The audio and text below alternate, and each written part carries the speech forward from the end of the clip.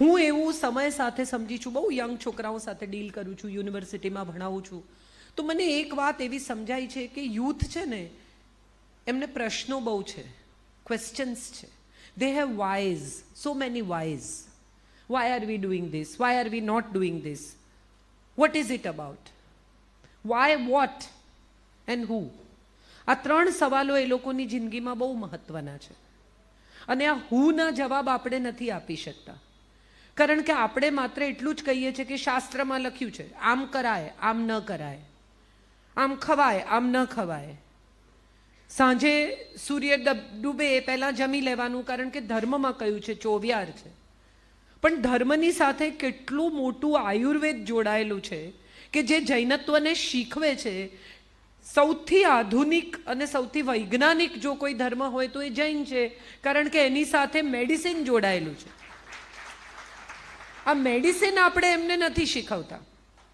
આપણે એમને માત્ર એટલું જ કહીએ છીએ કે આટલું કરવાનું ને આટલું નહીં કરવાનું. કેમ નહીં કરવાનું? ધર્મમાં કહ્યું છે. ધર્મમાં કદાચ એ સમયે એટલા માટે નાખ્યું કારણ કે ધર્મ લોકો તરત સ્વીકારી લે. ભણેલો નહીં ભણેલો, પૈસાવાળો ગરીબ, દરેક માણસને શું સ્પર્શે તો ધર્મ સ્પર્શે. કે ભાઈ ધર્મમાં કહ્યું છે એટલે કરવાનું, શાસ્ત્રમાં લખ્યું છે એટલે કરવાનું, ભગવાને કહ્યું છે એટલે કરવાનું.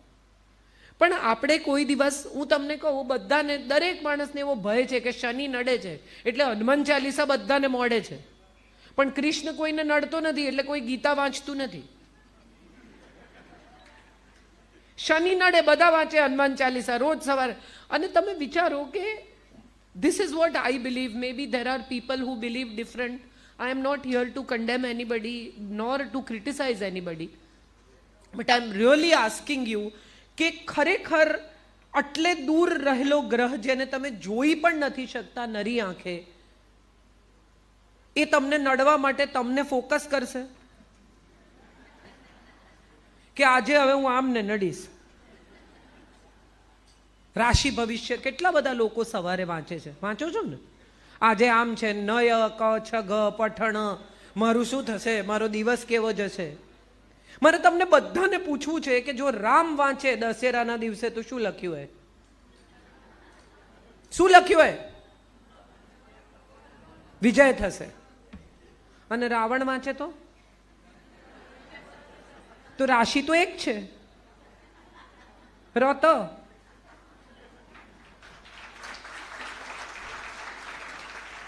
રાધા વાંચે તો લખ્યું હોય કે વિરહ છે, રૂકમણી વાંચે તો લખ્યું હોય કે મિલન છે, રાશિ તો એક છે. કૃષ્ણ વાંચે તો લખ્યું હોય કે સગાનો વધ થશે, કંસ વાંચે તો લખ્યું હોય કે આવી બનશે, રાશિ તો એક છે. શું વાંચીએ છીએ આપણે? કેમ વાંચીએ છીએ? શેમાં શ્રદ્ધા છે? સૌથી પહેલી વાત જે મારે તમને બધાને કહેવી છે કે આ કાર્યક્રમ યુથ માટે છે, પણ યુથ તો ખાસ દેખાતું નથી. તો યુથને રસ પડે એવું શું થઈ શકે એ આપણે વાત કરીએ સૌથી પહેલા. હા, બધા ડાય તો હું પણ કરું છું. ડાય, જેનું નામ જ ડાય છે, એ કેટલું જીવાડશે વિચારી જુઓ. It is not about black hair, it is about young heart, it is about young mind, it is about accepting things in life. અને આપણે બધા ઉંમર શું છે એના કરતાં વધારે આપણામાં કેટલું એક્સેપ્ટન્સ છે, ટેકનોલોજી કેટલી શીખવા તૈયાર છીએ, નવી વસ્તુઓ કેટલી સ્વીકારવા તૈયાર છીએ, એના ઉપર કદાચ યુથનો આધાર છે. કેટલા બધા લોકો અહીંયા આવ્યા હશે ત્યારે બધાની સ્ટોરી લગભગ એક જ છે કે ખિસ્સામાં 100 રૂપિયા લઈને આવેલા, પછી આટલી નોકરી કરી, પછી આમ કર્યું, આટલો સંઘર્ષ કર્યો, 2 નોકરીઓ કરી, પછી પહેલું કામ કર્યું, પછી પૈસા કમાયા, પછી આમ થયું. અહીંયા જાઓ, અમેરિકા જાઓ, દુનિયામાં કોઈ પણ ખૂણે જાઓ, વિદેશ જઈને વસેલા ગુજરાતીની કથા એક જ છે કે સાવ દોરી લોટો લઈને આવેલા અને એમાંથી આટલું મોટું એમ્પાયર ઊભું કર્યું. હવે સવાલ એ છે કે એમ્પાયર તમે જેને આપીને જવાના છો, એ સેકન્ડ જનરેશન, એ સેકન્ડ જનરેશન ઓર મે બી થર્ડ જનરેશન, જેને બધું પ્લેટમાં તૈયાર મળ્યું છે. હવે જેને મળી જ ગયું છે એની પાસે તમે સંઘર્ષ કરાવવા માંગો છો તો એ નહીં થાય. બધા માતા પિતા છોકરાઓને કે અમારી પાસે તો 2 જ શર્ટ હતા, પણ એમાં એનો ક્યાં વાંક છે? એક અમે ધોઈને પહેરતા ને બીજું ઇસ્ત્રી લોટાથી કરતા, તમે આમ ફટાફટ 6 શર્ટ ઇસ્ત્રીમાં આપી દો છો. C, we all have to first understand કે વેલ્યુ, પૈસાની કિંમત અને પૈસાનું મૂલ્ય. આપણે એમને પૈસાની કિંમત સમજાવવાનો બહુ પ્રયત્ન કરીએ છીએ, પૈસાનું મૂલ્ય સમજાવવાનો પ્રયત્ન નથી કરતા. યુથ છે જ નહીં એટલે મારે તમને જ કહેવાનું છે, જો યુથ હોત તો હું જુદી વાત કરત, પણ યુથ નથી તો જે લોકો નથી એના વિશે વાત કરવાને બદલે જે લોકો છે એમને એડ્રેસ કરો. મજા એ છે કે એ લોકો પાસે એમની આગવી દુનિયા છે, એમના આગવા સપના છે, એમનો જુદો વિચાર છે. અને આપણો પ્રશ્ન એ છે કે આપણે માત્ર અનુભવના આધારે નવા પ્રયોગને નકારી દઈએ છીએ. ચાલો, let us all give them a chance to express themselves. Let us all give them a chance to understand the life the way they want to. અને હું માત્ર કહેતી નથી, જે રીટાબેને કહ્યું એ સત્ય છે. મારા દીકરાએ 12મા ધોરણ પછી એવું કહ્યું, મારે નથી ભણવું. મને એટલી બધી ગભરામણ થઈ ગઈ, થોડા દિવસ ઊંઘ ન આવી, સ્ટ્રેસ. મને એમ થાય, હા 12મું ધોરણ પાસ, હવે નહીં ભણે તો શું પટાવાળો થશે? હું લોકોને શું કહીશ કે તમારો દીકરો શું ભણ્યો છે, 12મું પાસ? હવે આ લોકોને શું કહીશ ને એ પણ બહુ ઇન્ટરેસ્ટિંગ છે. આપણા બધા માટે બીજાને શું કહેવું ને એ આપણા બાળકને જજ કરવાનો માપદંડ છે. નહીં કરો. Let's not do that. 1 વર્ષ ઘેર બેઠો, રોજ મને ટેન્શન થાય કે આ શું કરશે, કમ્પ્યુટર લઈને બેસી રહે, ગોળ ગોળ ફર્યા કરે, બહાર જતો રહે સાંજે, અમારે એટલું બધું આર્ગ્યુમેન્ટ થાય, સ્ટ્રેસ થઈ ગયું ઘરમાં. એક દિવસ આવ્યો એક બ્રોશર લઈને અને મને કહે છે કે આ જર્મનીમાં સાઉન્ડ એન્જિનિયરિંગનો કોર્સ છે, મને આ ભણવું છે. મને નથી ખબર સાઉન્ડ એન્જિનિયરિંગ શું છે, ત્યારે નહોતી ખબર. I started understanding. I went on Google. I tried to understand prospect શું છે, જીવનમાં શું થઈ શકે, પૈસા કેટલા કમાય, શું કરે, આમાં શું શું કામ મળી શકે આગળ ઉપર, એને શું જોઈએ. હવે તો ગૂગલ ગુજરાતીમાં પણ થઈ શકે છે. ચાલો બધા મળીને એક નવી ટેકનોલોજી તરફ જઈએ અને નવી ટેકનોલોજી સાથે આપણા સંતાનોને નવેસરથી મૂલવવાનો પ્રયત્ન કરીએ. આપણે બધા જ, આજનો યુવાન કઈ તરફ જઈ રહ્યો છે? મોબાઈલ છોકરાઓ છોડતા નથી, યુવાન આવા થઈ ગયા છે, યુવાન તોછડા થઈ ગયા છે, વૃદ્ધાશ્રમ વધી ગયા છે, આમ થઈ ગયું છે. હું એવું માનું છું કે યુવાન જેટલી દાદાજીની કાળજી કરે છે ને એટલી તો પપ્પાએ નથી કરતા. યંગ દીકરો જેટલા વાલથી દાદાજીની સાથે બેસીને 15 મિનિટ ગાળે છે ને એટલી શાંતિથી 15 મિનિટ કદાચ પપ્પાએ પણ નથી ગાળી. કારણ એ છે કે યુવાનને સમજ છે અને એ સમજને આપણે નથી સમજતા, માટે આપણી વચ્ચે કમ્યુનિકેશન નથી થતું. આજનો યુવાન બહુ જ અદ્ભુત યુવાન છે અને આવતીકાલનો મતદાર છે, એ નહીં ભૂલતા. આવતીકાલની સરકાર આ લોકો જ બનાવશે. નવી સરકાર આવશે, નવો વિચાર આવશે, યુથની મિનિસ્ટ્રી આવશે. મોદી સાહેબ ખૂબ ટેકનોલોજી સાથે કામ પાડે છે આ ઉંમરે પણ, કારણ કે એમને ખબર છે કે આ દેશમાં જો ટેકનોલોજી નહીં આવડે તો કંઈ નહીં આવડે. આપણે આપણા સંતાનો સાથે કમ્યુનિકેટ નથી કરી શકતા કારણ કે આપણને ટેકનોલોજી, બધા ફોન ના ઉપાડે, ટેક્સનો જવાબ તરત આપે, હા કે ના.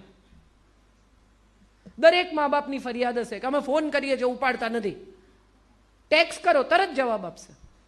એ ટેક્સની પ્રજા છે અને 2 હાથે ટાઈપ કરે છે, 2 અંગૂઠા. આપણે 2 હાથે ટાઈપ નથી કરી શકતા એટલે આપણને મામા એક બટન દબાવીએ, ભાઈ મારાથી ટાઈપ નથી થતું યાર, ચશ્મા પહેરવા પડે, મને વંચાય નહીં, અડધી રાતે તું ટેક્સ્ટ કરે, ફોન કરવાનો મને. આ આપણી સાઈડ છે. એમની સાઈડ એ છે કે ફોન ઉપાડવા જ નથી માંગતા. એ ટેક્સ્ટ કરીને તમને લખે reaching in half an hour, એણે હાફ એન અવર પહેલા લખ્યું હોય, આપણે વાંચ્યું જ ના હોય. So let us all understand what is today's youth is all about. What is today's youth?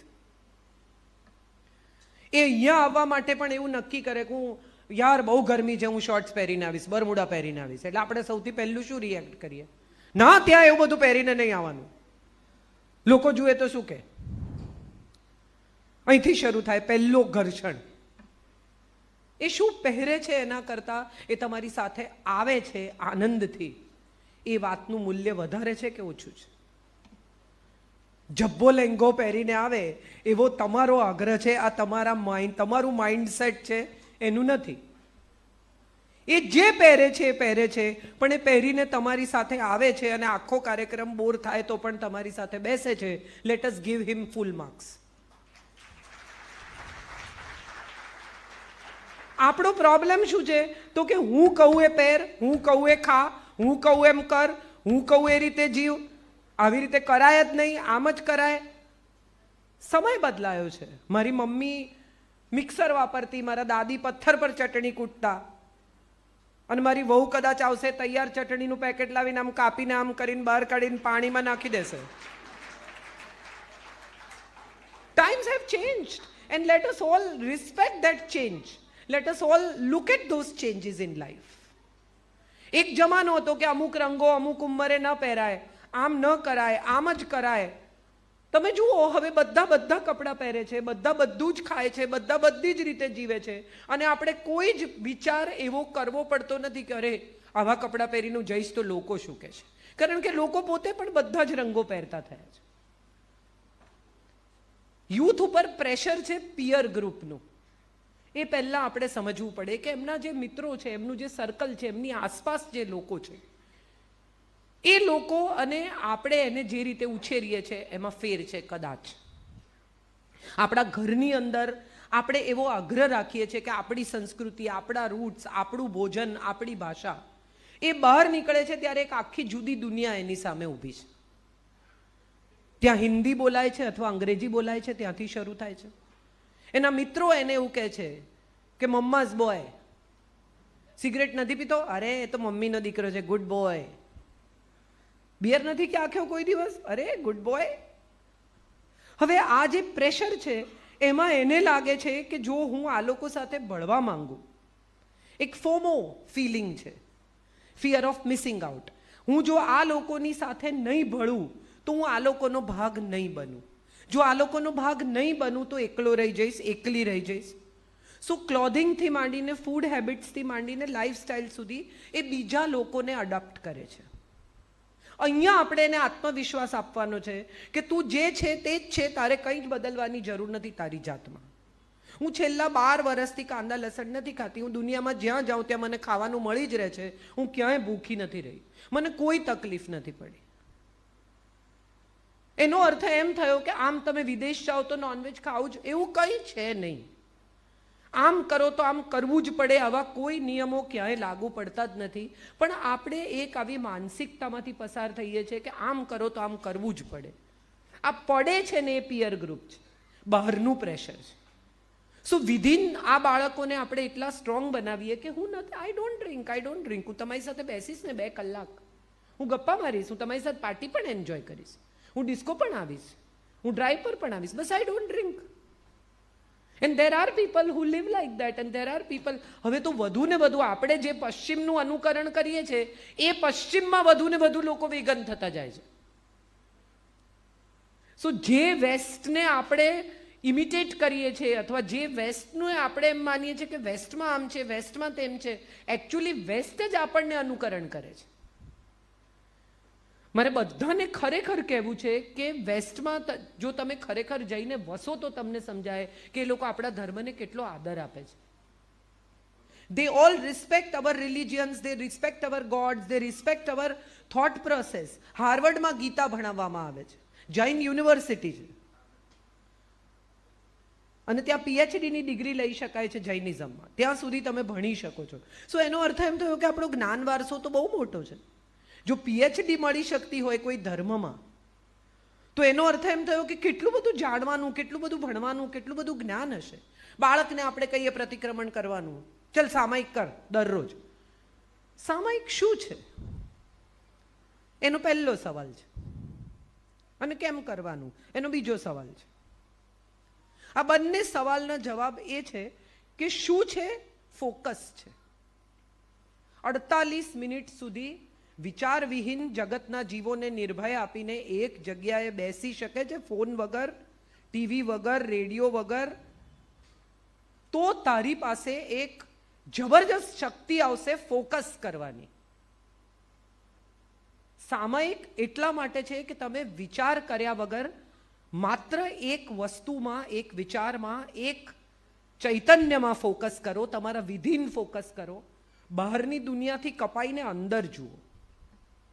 તમે કોઈ દિવસ એવો સવાલ પૂછો છો કે હું આટલી સ્વસ્થ કેમ છું, અથવા હું આટલો સ્વસ્થ કેમ છું? તમે બીમાર પડો ત્યારે પૂછો છો કે હું બીમાર કેમ છું? આ હાથ છે, તમે રોજ ચેક કરો છો કે હાથ છે કે નહીં, પગ છે કે નહીં? પણ દુખવા માંડે તો કેવું યાદ આવે છે કે આ આપણા શરીરનું અંગ છે? હા કે ના? સો પેન થાય ત્યારે દાંત રોજ ગણો છો? દુખે ત્યારે કેવું યાદ આવે છે? દાંત. સો એનો અર્થ એમ થયો કે જ્યાં તકલીફ છે ત્યાં જ આપણને યાદ આવે છે કે આ અંગ છે, આ અસ્વસ્થતા છે, આ શરીર છે, આ સમસ્યાઓ છે. યુથ આપણા જીવનનો હિસ્સો છે, પણ આપણે એને સ્વસ્થતા છે માટે એને બહુ ગણકારતા નથી. એ બીમાર પડે, ડ્રગના રસ્તે ચડે, શરાબ પીવા માંડે, સટ્ટો કરવા માંડે, એ દિવસે યાદ આવે છે કે they need to be spoken to. એમની સાથે વાત કરવી જોઈએ. આપણે બધા એવું કહીએ છીએ કે આપણે આવતીકાલના યુવાન પાસેથી શું અપેક્ષા રાખીએ છીએ. દરેક માણસને એવું છે કે ભાઈ મારો દીકરો મારો ધંધો સંભાળે, મારી પરંપરા સંભાળે. હમણાં આટલા બધા દાનવીરોનું સન્માન થયું, તો દાનવીરોનું સન્માન થયું, એમાં કેમ એમના સંતાનો હાજર ન રહે? અથવા કેમ એમના સંતાનોને એવું ગૌરવ ન થાય કે મારા પિતાએ આટલું મોટું દાન કર્યું છે, અથવા મારા પિતાએ આટલું મોટું કામ કર્યું છે, તો મારે હાજર રહેવું જોઈએ અને મારા પિતાનું ગૌરવ કરવું જોઈએ. એનું કારણ એ છે કે આપણે ગૌરવ એમના સુધી ટ્રાન્સફર જ કરતા નથી. આપણે એમને કહેતા જ નથી કે આ બહુ ગૌરવની વાત છે. સમાજ શું છે, નલિયા ગામ શું છે, એનું હિસ્ટ્રી શું છે. આપણું ગામ, આપણો સમાજ, આપણું ગામ, આપણો સમાજ, પણ એનું મહત્વ શું?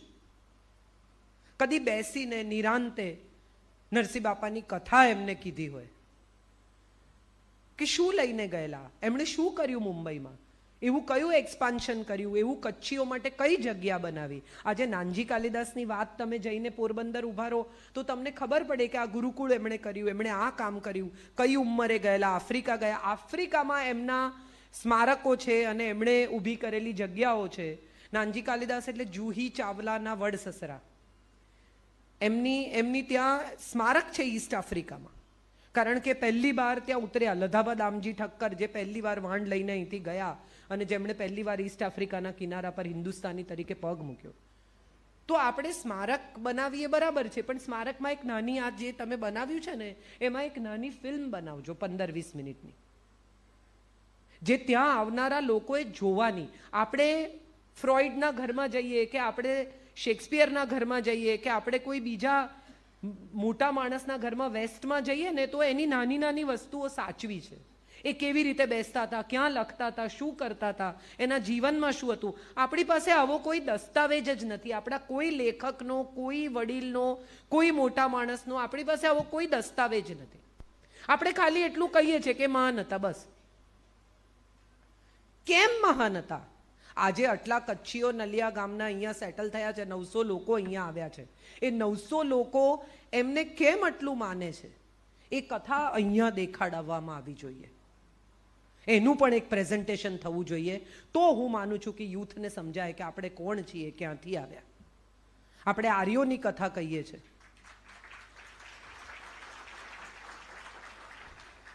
આપણે કહીએ આર્યો આમથી આવ્યા, આમ થયું, અનાર્યો હતા, ફલાણું, દેવતાઓ, મહાભારત વાંચીએ, આ વાંચીએ. તો જૈન ગ્રંથોને પણ ક્યાંક કશેક વાંચવાની, એના વિશેની વાત થવી જોઈએ. હવે કોરોના પછી બધા માસ્ક પહેરે છે. મુખપટ્ટી જૈન ધર્મમાં 750 વર્ષ પહેલા ઇન્ટ્રોડ્યુસ કરવામાં આવી. કોઈ એ વિશે વાત નથી કરતું. હાથ ધોઈને, પગ ધોઈને જ ઘરમાં દાખલ થવાનું, એવું એ જમાનામાં ત્યારે કહેવામાં આવ્યું. હવે બધા એકદમ હેન્ડ વોશ ને ફલાણું ને 1 મિનિટ સુધી વોશ કરો ને એકદમ બધાને જ્ઞાન આવ્યું છે. આ જ્ઞાન તો તમે સૌને આજથી 750-800 વર્ષ પહેલા મળી ગયું છે. તો એ જ્ઞાન આપણા સંતાનોમાં આપણે કેવી રીતે ટ્રાન્સફર કરીશું? ચોમાસામાં કંદમૂળ નહીં ખાવાના, કેમ? તો કે ધર્મમાં લખ્યું છે. ધર્મમાં કેમ લખ્યું છે?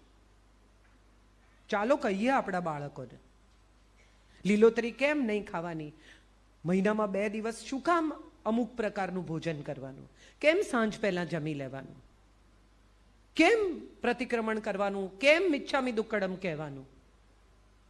મેં તમને હર્ટ કર્યા હોય તો હું તમારી માફી માંગુ છું. જો તમે તમારા સંતાનને સાચી રીતે મિચ્છામી દુક્કડમ કહેતા શીખવશો ને તો જિંદગીમાં એના ડિવોર્સ નહીં થાય, કારણ કે એને સોરી કહેતા આવડી જશે.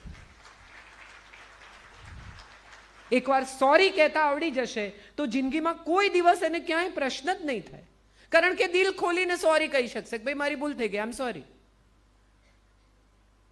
આપણે કરીએ છીએ શું?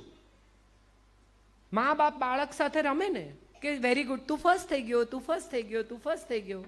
એને ફર્સ્ટ આવવાની ટેવ પડી ગઈ. હવે ફર્સ્ટ સિવાયનો કોઈ નંબર સ્વીકારવા તૈયાર નથી.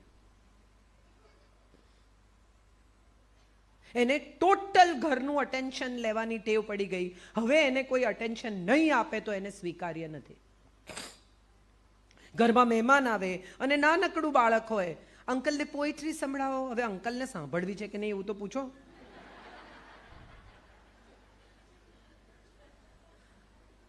એ અંકલને પોએટ્રી સંભળાવે. પછી જ્યારે થોડું મોટું થાય ત્યારે રસ હોય કે ન હોય એ પોતાની વાત કરતા શીખી જાય. ત્યારે તમને એવું થાય કે આ બહુ જ વચ્ચે બોલે છે, આ જરા વધારે પડતું કરે છે, પણ એ તો તમે જ શીખવ્યું. ટેલેન્ટ શો તમે જ એનો કરો છો. કેટલું મારું બાળક હોશિયાર છે. અને પછી જ્યારે એ બાળક પાછું પડવા માંડે અથવા ક્યાંક નિરાશ થાય, નાપાસ થાય, ત્યારે એને લાગે છે કે ઓહો જીવનમાં મારે તો બહુ જ મોટો સેટબેક આવી ગયો. એને નિરાશ થતા પણ શીખવો, એને ના સાંભળતા પણ શીખવો, એને એ પણ શીખવો કે જગતમાં બધા માતા પિતા નથી. હરીફાઈ છે. બહાર નીકળો, બજાર કડક છે, લોકો છરી લઈને નીકળ્યા છે અને ગળું કાપી લેશે. You have to save. તમે જો વાઘ હો તો તમારે શિકાર કરવા નીકળવાનું છે, અને હરણ હો તો જીવ બચાવવા નીકળવાનું છે. નીકળવાનું તો છે જ. આ બધું આપણે નથી શીખવતા, પછી પૂછીએ છીએ કે આજનો યુવાન કઈ તરફ. કેટલી બધી સ્ત્રીઓ જે મારી ઉંમરની છે, 60ના દાયકામાં જન્મી છે, એમની એક જ ફરિયાદ છે. શું? તો કે અમે અમારી સાસુની સેવા કરીને હવે અમારે અમારી વહુની સેવા કરવાની.